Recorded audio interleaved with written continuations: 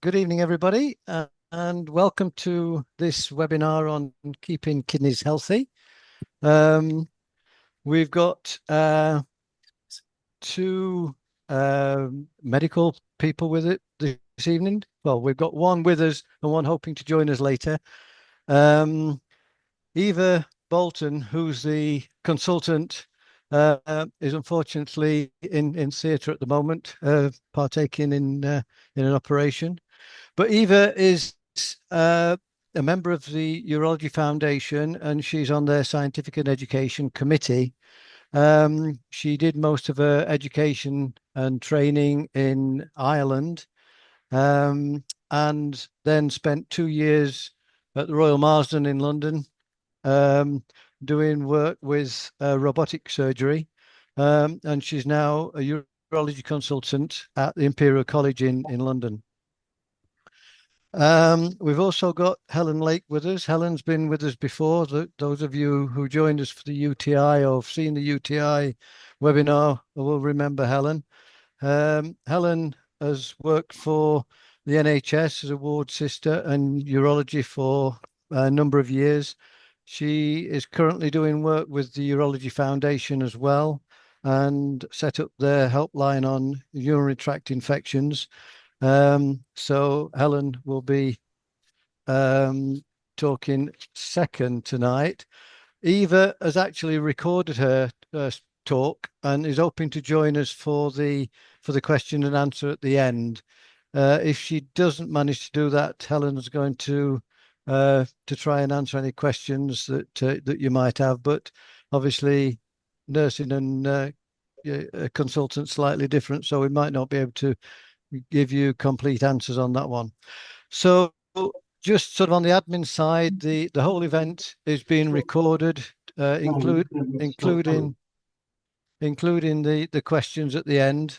We'll take questions, as I say, at the end. So if you can put any questions in chat, that would help us, and then or you can ask them at the end, whichever you prefer. Just to mention that the recording will be put on the website afterwards, and some of the webinars that we've done in the past, we've had well over 1,000 viewings on those on the website. So apart from what you pick up tonight, they are there for future reference, and if somebody's missed them, they can pick them up at that point. So the first subject matter is being covered by Eva. So if Scott, you could play the video, please. Good afternoon, everyone. My name's Eva Bolton. I'm a consultant urologist at Charing Cross Hospital in London. And my area of expertise is managing patients who have bladder cancer and kidney cancer. So I'm going to go through how we should keep our kidneys healthy with a urinary diversion. So if you give me a few minutes to share my slides, I'm hoping I can be there on the night, but I am on call. So I just thought I would pre-record in case something unexpected came up. Here's what we'll cover today. So we'll cover what the kidneys do, what a urinary diversion is, why the kidneys need extra care, how common kidney problems are after urinary diversion, what problems can happen, how these problems can affect you. And my colleague, Helen Lake, will cover what you can do to protect your kidneys. Hopefully I'll be there in person and I can summarise and answer some questions at the end. So let's begin with the kidneys. They're a tubing shaped organ which sits near your back, just under your rib cage. The main job of the kidneys are to clean your blood.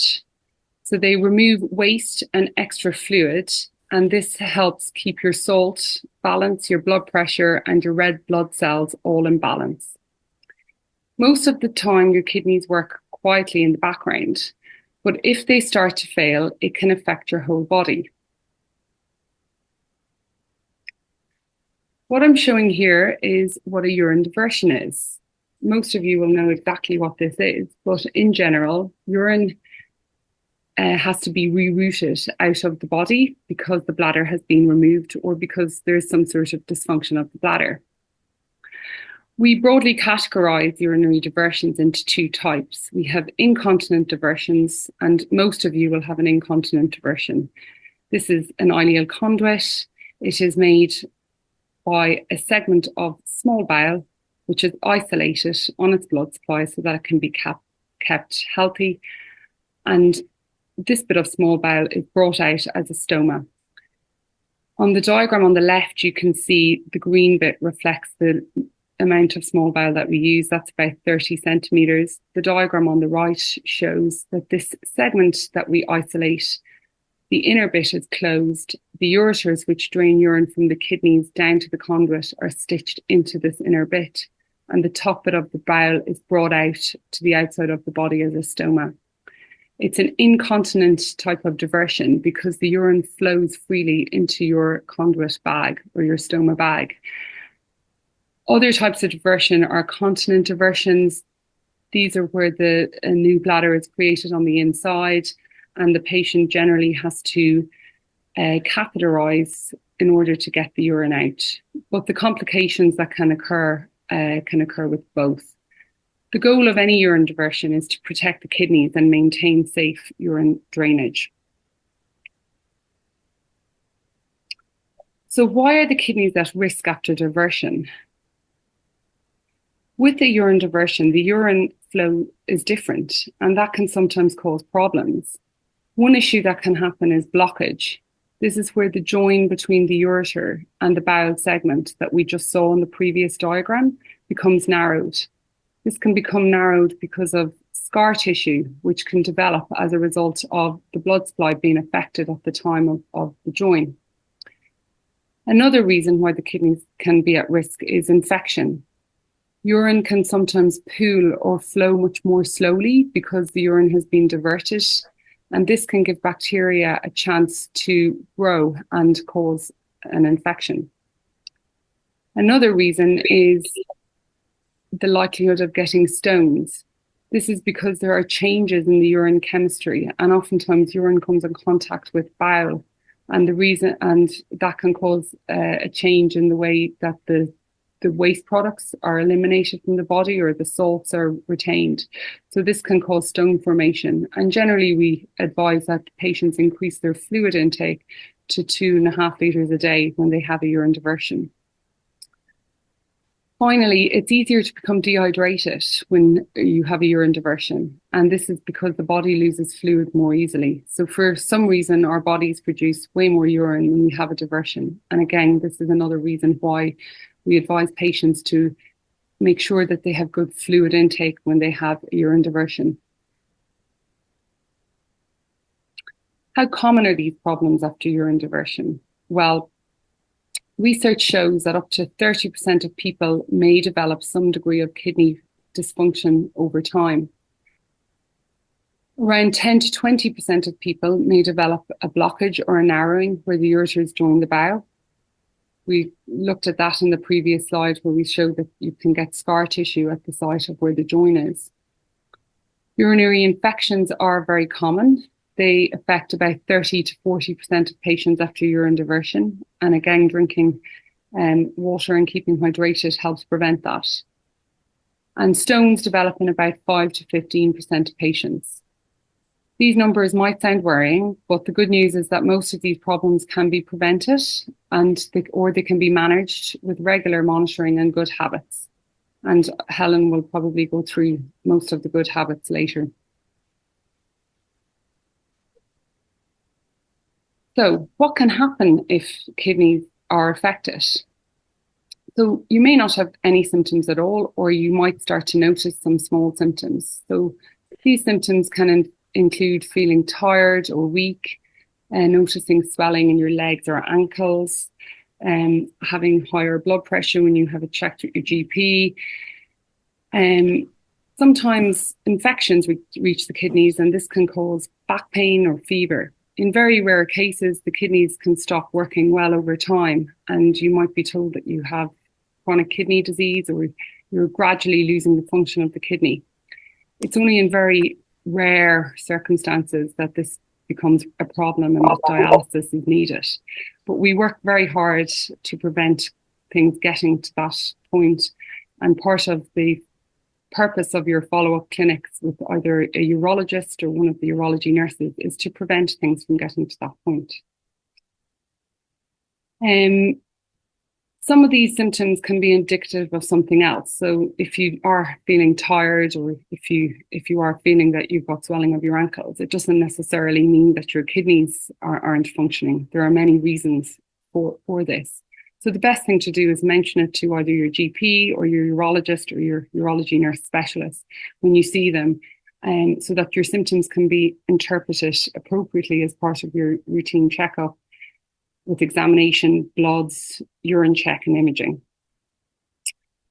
So what's the real impact and what does it mean for you? It just means that when you've got your urine diverted as a result of losing your bladder, that you do need to have regular checkups with either your GP or urologist. I'll let Helen take you through this slide on how to keep your kidneys healthy. So follow-up care is your safety net, and most likely the follow-up will be kind of focusing in on 4 particular areas. So the first area will be the blood test to check kidney function. This will generally be once or twice a year, and this can either be with your GP or your urologist. They will measure your creatinine and your estimated glomerular filtration rate. So they're the 2 numbers you might be familiar with. If there's any change off your baseline, generally this will trigger a scan, but it's important to take those numbers in the context of your overall care rather than just focusing in on one number at one time. The second thing I've shown here is a kidney scan. So generally, I would say, or I would advise that patients who have a urinary diversion, I follow them for life. So mostly I take people's bladders out for cancer purposes. And even when the cancer risk has long been forgotten about, I still keep an eye on kidneys once a year, because scar tissue or infection can cause gradual loss over time. So generally we do a scan once a year to ensure that the kidneys are draining well. The third picture here shows stoma reviews. So this is also important. And generally, I will look at a stoma when a patient comes to see me in the clinic to make sure that the stoma is still visible, that urine is draining out of it, and that there are no stoma complications such as a peristomal hernia, which basically means that a bit of fat or bowel might slide up alongside your conduit, and that might prevent the conduit from emptying properly, and urine can accumulate on the inside, and then this can put you at risk of infection. Other things that can happen over time is that conduits can naturally dilate and collect more urine over time. So it may be that you find that as the years go on, that you're at more of a risk of getting an infection because the conduit will accommodate more urine. This is okay though. This is generally something that happens to all patients with conduits, and it's all about picking up if you have an infection in a time-efficient manner and starting antibiotics or treatment if you have an infection. The last picture there refers to urinary tract infections. So it's important to be on the lookout for that. If you've got a fever, back pain, or if you notice any blood in your urine, or if the urine becomes foul smelling or a change in colour, this might indicate that you have an infection, and it is important that you have your urine checked either by your GP or in the urology clinic to ensure that if there is an infection there, that it's treated so that it prevents any problems with the kidneys. So just to sum it up, the kidneys are vital. They are working silently in the background, so it might be hard to know if there's an issue, but generally you don't need to worry about that, because any issues with the kidneys will be picked up at your outpatient clinic appointments by looking at the bloods, looking at your stoma, looking at your scans, and looking at you. Kidney problems, they can happen, but they're often preventable. And again, preventable because we keep an eye on you and look at bloods and scans. And in general, it's important that we, as your urologists and your healthcare team and your nursing staff, are here to help and support you. So I'm hoping I'm there in person to answer any questions at this point. Thank you. Okay, thanks. Thanks for that one.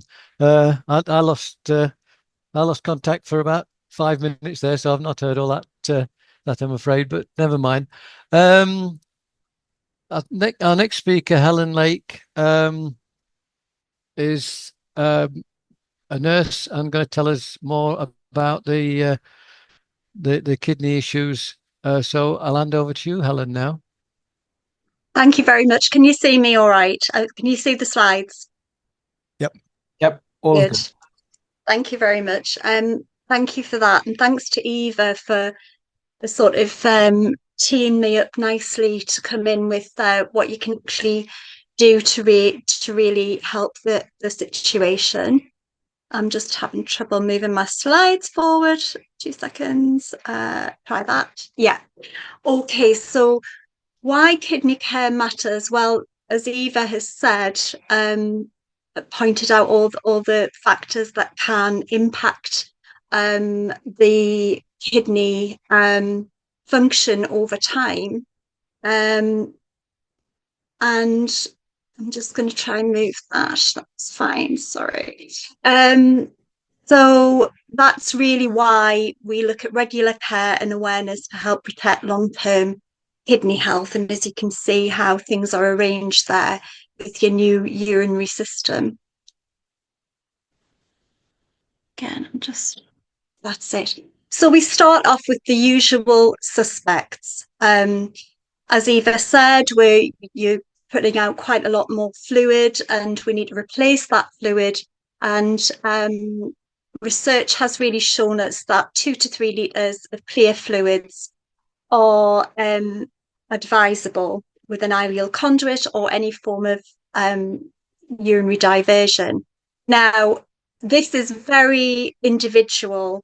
It'll depend on your the size of you, if you're a petite person or a very tall person, it will depend. It'll also depend on what you're doing, what the weather's like, if you're very, very active. And it'll also depend as well on whether there's an infection on board. But essentially, we should be aiming for a nice pale straw coloured urine where possible.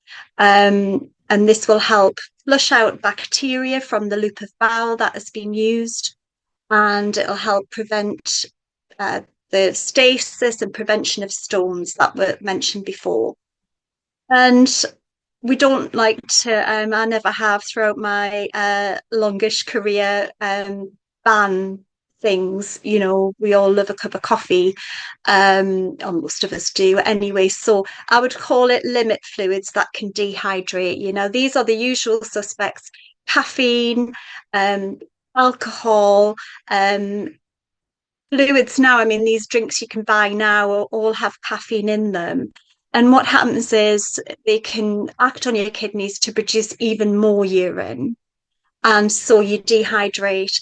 The other thing that is quite interesting is that if you were to rely on being thirsty, that's not always a good indicator, because as we age, as we all go down the path of life, shall we say, thirst is blunted. So you're not perhaps aware that you're thirsty, so actually preempting that and drinking regardless, and just trying to get that nice balance between a nice clear urine output and the fluid that goes in, whilst taking into account levels of activity.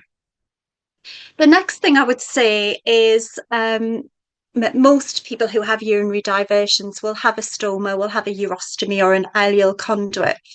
But others will have the manufactured bladder out of bowel. So there's slightly different care for both of these diversions, all three, in fact.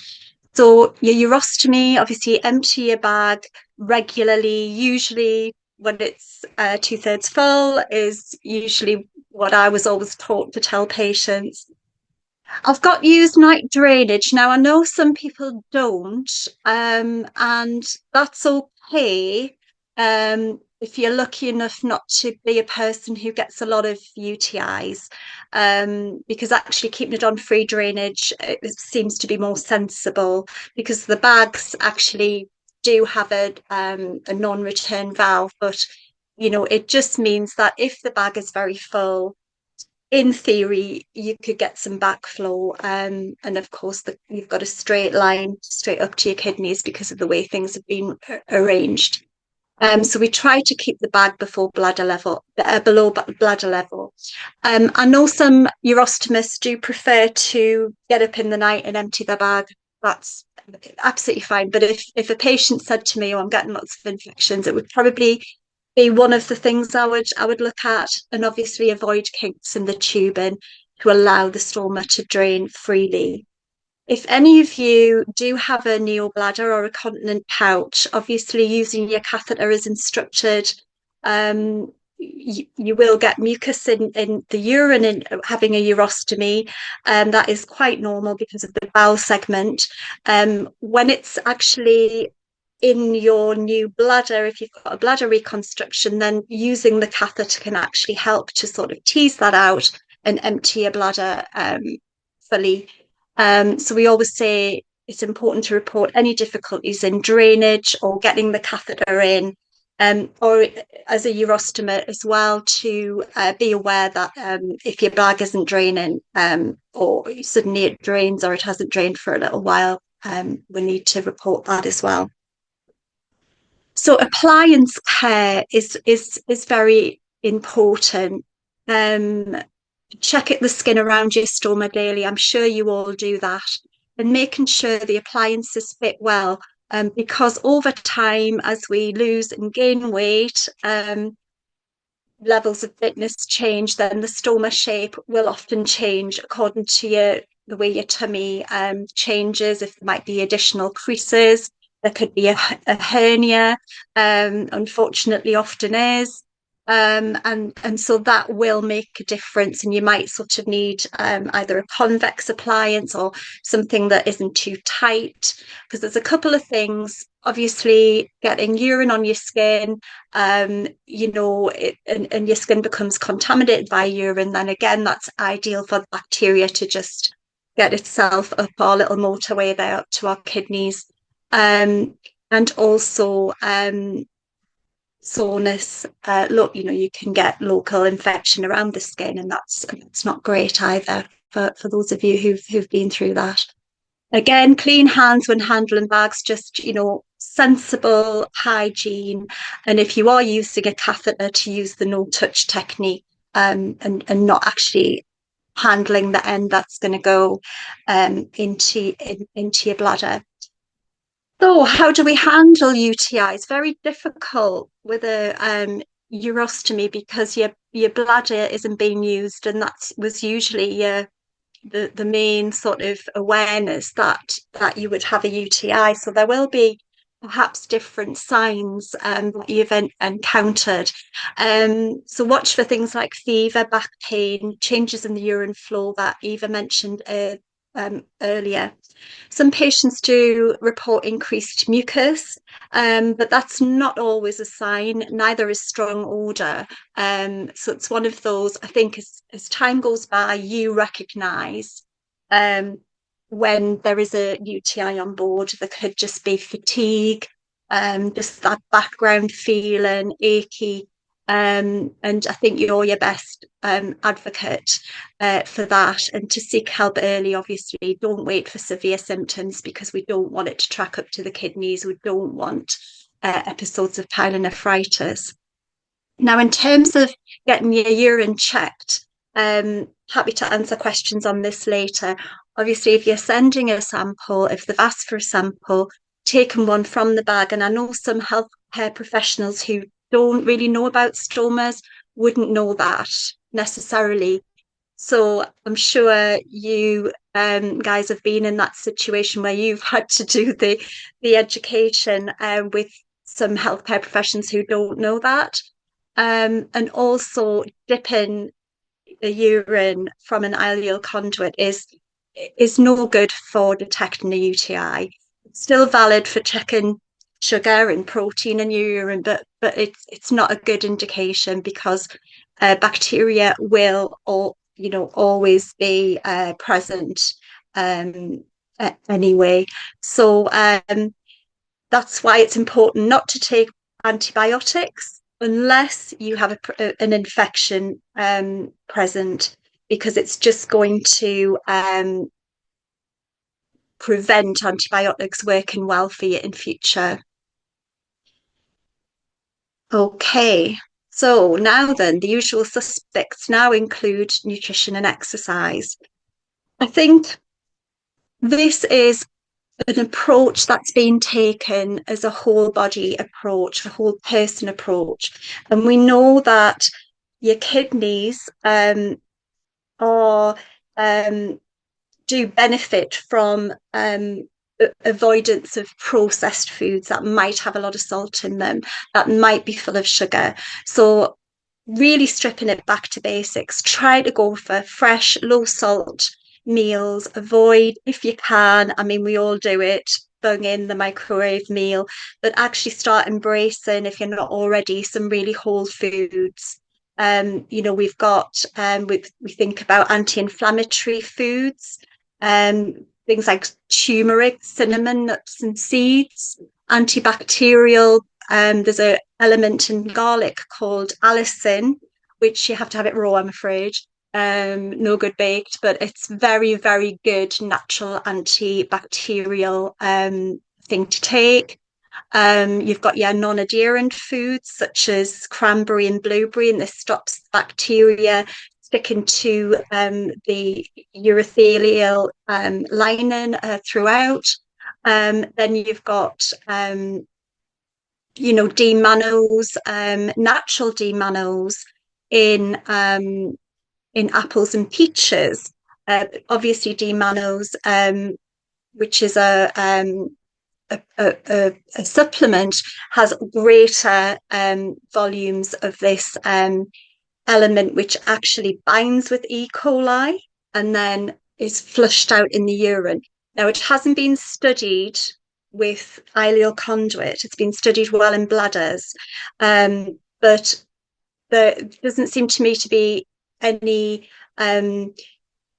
difficulty in trying it if you are somebody who does experience UTIs, because, as I say, it's particularly E. coli that we know of, that it will bind to it and flush it through.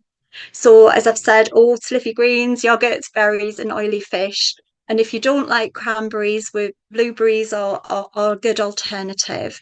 Vitamin C to acidify your urine, that can be beneficial. Vitamin D for your natural innate immunity. And there's some fantastic studies which actually have suggested that yoga is very good for your kidneys. It reduces your blood pressure. It reduces your insulin sensitivity. It won't fix any impairment that you already have, but it will certainly help protect future renal health. Now, obviously, just have a little think about it. Obviously, some positions may be not possible because of your bag, but certainly a lot of the stretches and the nice sort of de-stressing movements could be beneficial. So I'm just putting it there because the research is telling us that it's quite a good thing. So medication awareness, avoid non-steroidal anti-inflammatories like Brufen unless you're prescribed, because this can actually impact your kidney function. If you're on diuretics for your blood pressure, it does again make you have extra urine output. And also, if you are going for x-rays, just to obviously keep reminding, they should know, but remind them that you do have an ileal conduit, and it will temporarily affect kidney function. So they have to sort of check your bloods beforehand and encourage you to drink lots of water afterwards, so it can take the precautions needed. Always complete antibiotic courses and always tell healthcare professionals about any supplements that you might be taking. Monitoring and checkups. We've already mentioned EGFR and creatinine for your overall kidney health. If you have had a neobladder or a different form of urinary diversion, sodium bicarb and B12 are also checked because it can be lost in absorption as it holds urine for longer. Blood pressure, very, very important. Ideally at around 130/80. If it is higher than this, then obviously, good surveillance and medication, healthy diet will all help that. Keep on things on top of your general health and other conditions such as diabetes. As Eva mentioned, yearly kidney ultrasound can check for swellings or blockages, and it is important to go for your review appointments. This will be very different clinic to clinic throughout the country, but hopefully there is follow-up available for you all. And when to get help. So if you do notice that your urine output it has dropped, you feel like it's not draining properly, it could be that there is a collection within the loop of bowel, which can be fixed with different things, one of which is to maybe use a catheter sometimes to get the urine away. If you have pain in your side or back, fever, feeling unwell, leaks, blockages, any other change from your normal, and certainly recurrent infections, definitely seek some help from your doctor or your urologist or your urology specialist nurse. And that's me for now. So you can get in touch with me via the Urostomy Association, or that was my email address if you wanted to have any further information. Okay, Helen, thanks very much indeed. Very, very enlightening, some of the things in the talk there. We've had a few questions. I said earlier, I've had a bit of a technical difficulty, so Scott might have to help me out with anything that's been put in the chat. But there was an item put in by Fiona who mentioned that Eva mentioned about smelly urine, but Eva is causing a UTI, but Fiona has smelly urine all the time, she says. Yeah. Okay. So I mentioned D-mannose. I don't know if you've tried D-mannose, which can be bought in any chemist or health foods shop. And as I said before, there's good evidence that in a bladder, it binds with E. coli and it's then lost out through the urine. It hasn't been studied in urostomy, but I definitely think that it's something you could try. There's very little in the way of side effects. You could maybe try it 3 to 6 months and see whether that makes any difference. If you're symptomatic and you have E. coli and you actually have a symptomatic UTI, then presumably you'll be getting antibiotics to deal with that particular infection. So that's what I would maybe recommend with that, in vitamin C, which you may already be taking, because again, E. coli doesn't like vitamin C either.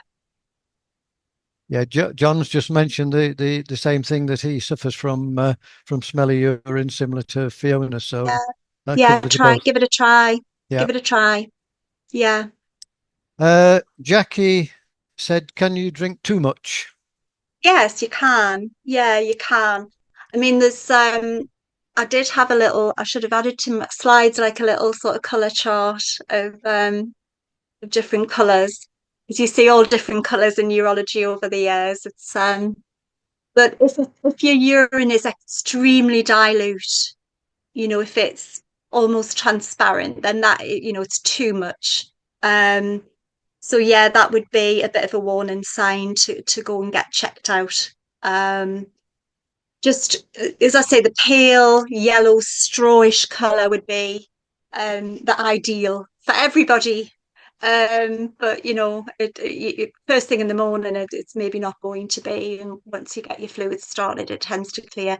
But definitely 5 litres. 5 litres would probably be too much, unless you had an active infection and you were really struggling, in which case you would possibly be in hospital and getting this extra fluid anyway. Yeah, Malcolm's just put one saying that he's got. Malcolm, do you want to Yeah. mention that one? The urologist told me to drink between 2 and 3 litres of water a day, and I'm drinking about 2.5. When I went to see my GP, they were really concerned about my sodium levels as being too low. So in fact, they told me to put a lot of salt on my food. Yeah, well, that's good because it's individual care, and that's okay because actually it's a good form of replacing your salt, but obviously don't put too much. I mean, did he give you any guidance on to how much salt? No, none at all. It struck me as being anathema, really, because I've always avoided salt. Avoided because salt. of Yeah. Was the suggestion that you were drinking too much? Is that what he? No, I'm not. I'm certainly no. I'm not drinking more than 3 litres. Right. Okay. Are you drinking water or juice, Malcolm? It's water. Yeah, sometimes if you can find some juice that you quite like, just to mix it up a little bit, that helps with the sodium as well by putting a bit more electrolytes in. So something like lemon barley or something like that. That might be better than, as you say, adding salt to the diet. Right. But yeah, try changing the just simply water. And try and get something, some tonic water, some nice flavored tonic waters. They're lovely. Yes. And they would be good. Yeah. Okay. Thank you very much. You're welcome. Even better with gin in them. Yeah. Well, even better, but Brian, I'm not going to encourage that kind of behaviour. Well, I'm not mentioning drinking alcohol at all, Helen, at all. I'm not going there. Good. Susan asks, what about decaffeinated tea and coffee? Is that all right, or does that help? Yes, it's better. But if I have to be really by the letter of the law, which I don't like to be, they still have some caffeine in them. So caffeine to be totally caffeine free would be almost impossible. So I think it's fine to do decaf and some of these lovely fruit teas that you can have now, which are caffeine free. What is it we used to have years ago? That was it Camp Coffee, chicory coffee that has no caffeine in it. So there you go, blast from the past. Thanks for that one. Do pouches have non-return valves in them? Was one question. Yeah. Yeah, they do. Urostomy bags do have non-return. So all that kind of what that means is when you're lying down, it's not going to you're not going to get extra leaks. You can imagine if there wasn't that non-return valve, then it might get in the aperture and you would get more frequent leaks. But your system itself, the way the ureters have been attached to the piece of bowel, obviously that allows free backflow just because of the way it's been put together to ensure or to prevent that the ureters sort of narrowing down. So your actual system doesn't have a non-return valve, but your pouch will. Yes. Okay, thanks. John, you asked a question about it took you a long time to convince a nurse about something, but I didn't quite get the end of the message, so I don't know. I don't know if you want to elaborate on that one, John. Let's see if I can see it. Was it John? It took me a long time to convince my nurses. That's it. Yeah. That is no good testing our urine. Yeah. Yeah, I think that does happen. Yeah, I mean, you see what happens is when you take your urine sample to your GP, the first thing they do is stick it. But it's just a waste of time. It is a waste of time. Yeah, they're going to pick up blood, they're going to pick up all of these things. So if that's the gateway before they send it off, you're better off just going off symptoms with somebody with a urostomy, taking the sample correctly and sending it, and not bother with the date unless you're looking for diabetes or they're checking the protein. But for infection, waste of time. Yeah. Waste of time. Okay, thanks. There was one question asking about wearing a belt because of having a hernia, a peristomal hernia, and will that affect the kidneys in any way? No. Obviously, it needs to be secure enough and comfortable to wear, so you don't want it too tight. But no, not at all. And if it prevents leaks, that's going to be beneficial. So no, the stoma belt is good. Yeah. Okay. Her fiance said she wears a night bag at night, but if she goes for a nap in the afternoon, she doesn't. Is that an issue? No, that'll be absolutely fine. Yeah, it's just short term. It's not for a long time. I think it's just, if you do get 8 hours, which is a blessing to anybody, getting a nice 8 hours sleep a night would be great. I think it's just for that length of time. And if you are a sufferer of UTIs, it's probably best to have a night drainage bag on. Okay. And there's a question just popped up about how often you should change your night bag. Oh, I always get asked this. Right. This is my opinion. I think that if you suffer from UTIs regularly and you're plagued by UTIs, my opinion would be that you should change it every day. Every day, because of ascending potential infection.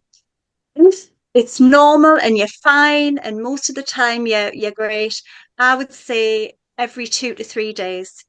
Rinse it out with hot soapy water, let it dry, but change it at least twice a week, or if not every other day. I hope that makes sense. I was just going to say I'm interested to know what people do and what they're advised. I mean, the sort of industry standard, if you like, is every 7 days.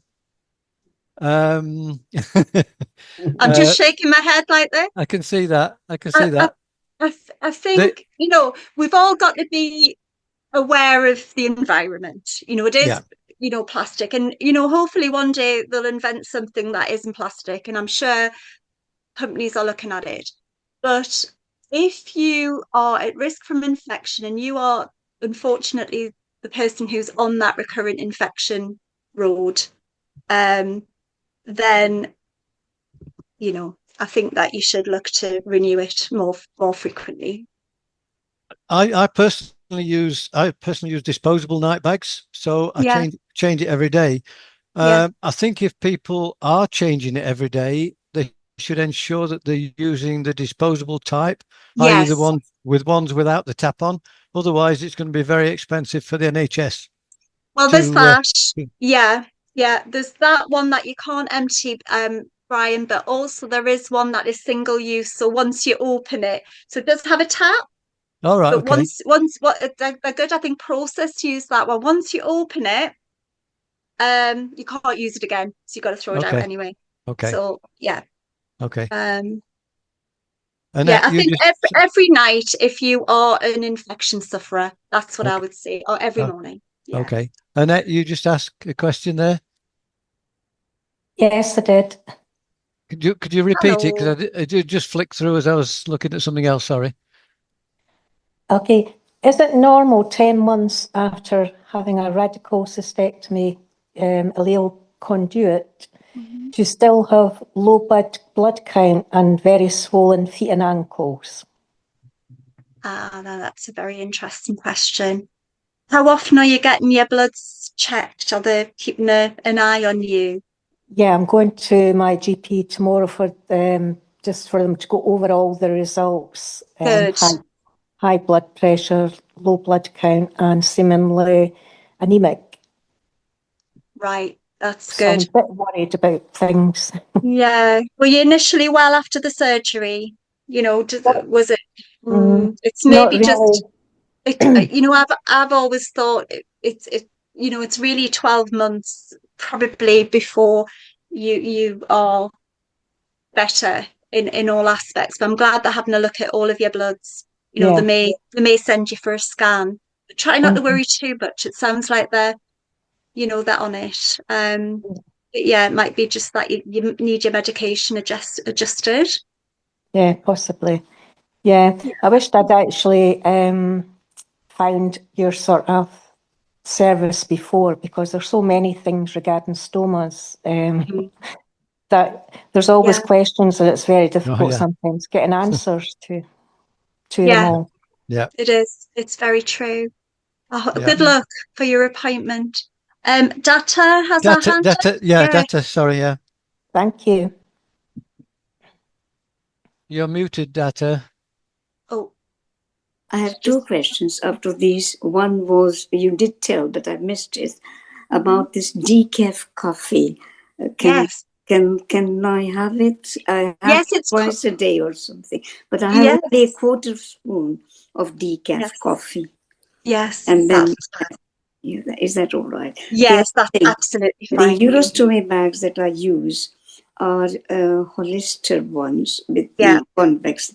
And I change it twice, 2 times a week. That means, say, for Thursday and Sunday. Otherwise, it stays on. Is it okay? Yes, that's fine. Absolutely. You're using do you use a 2-piece?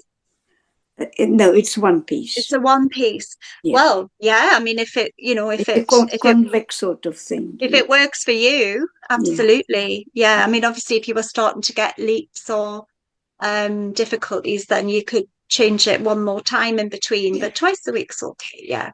And the third question is, the mucus is there at the periphery when I remove it. Yeah, that's normal. That is normal, yeah. It's very normal, because the bowel continues to produce it. So just keep drinking. Keep your sometimes fluids I up. also have a sort of blockage, but then when It works its way out. Yeah, yes, it does. Thank you. Thank you very You're much. welcome. You're Thank welcome.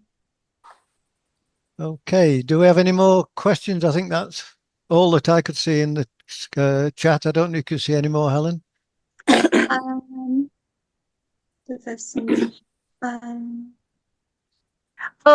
What form of vitamin C is best to take? Any really. I would take probably 500 to 1,000 twice a day. It depends on what dose they are. To take with D-mannose, also. So you're already taking D-mannose, that's good. Also take hip reps. Yeah, that's great. Yeah, all of those is great. So vitamin C, D-mannose, and then obviously your methenamine, which for those of you who don't know, is an antibiotic alternative. It's a preventer. So that's a good thing to think about speaking to your GP about.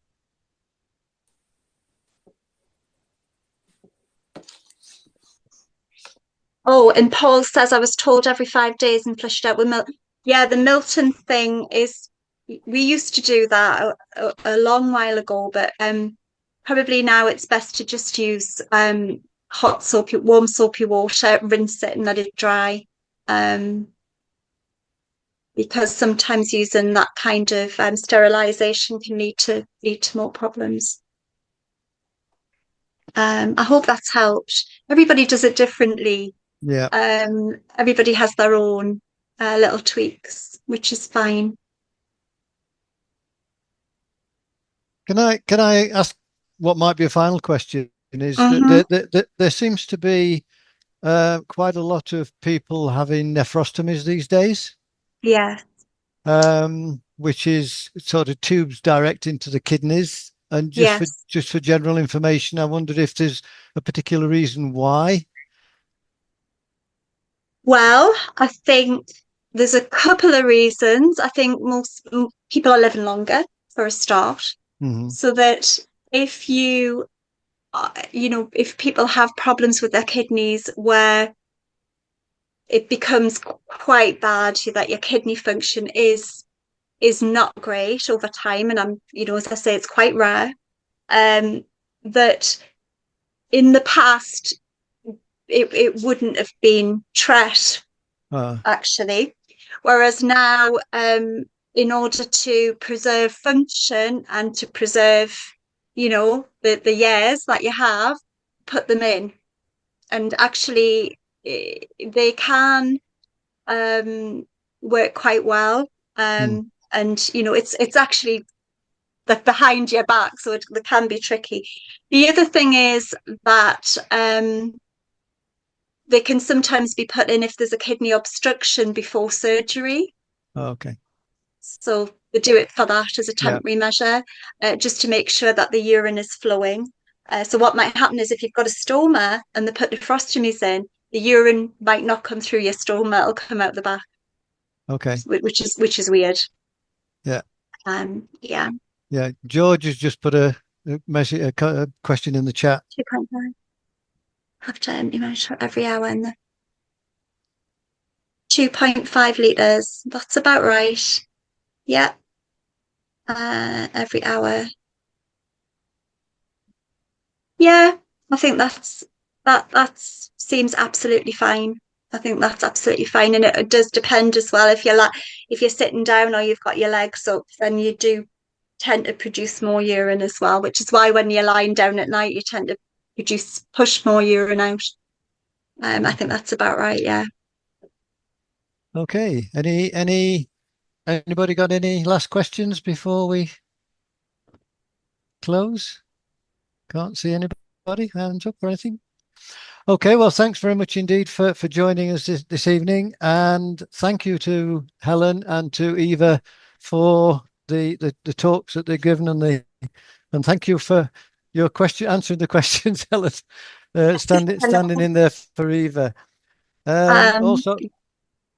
Also Scott on the technical side, keeping us on the right track. When you log out, there will be an evaluation form. If you could fill that out, it does help us to improve the events next time. And the recording will soon be put onto the website. So if you've missed anything or want to go back, then you can go onto the website and have a look. And there's also quite a bit on there about managing UTIs as well. So by all means, have a look at the UA website if you've got any issues on that score. So thanks everybody again, and hope to see you next time. Thanks very much indeed. Bye. Bye everyone. Bye bye. Bye.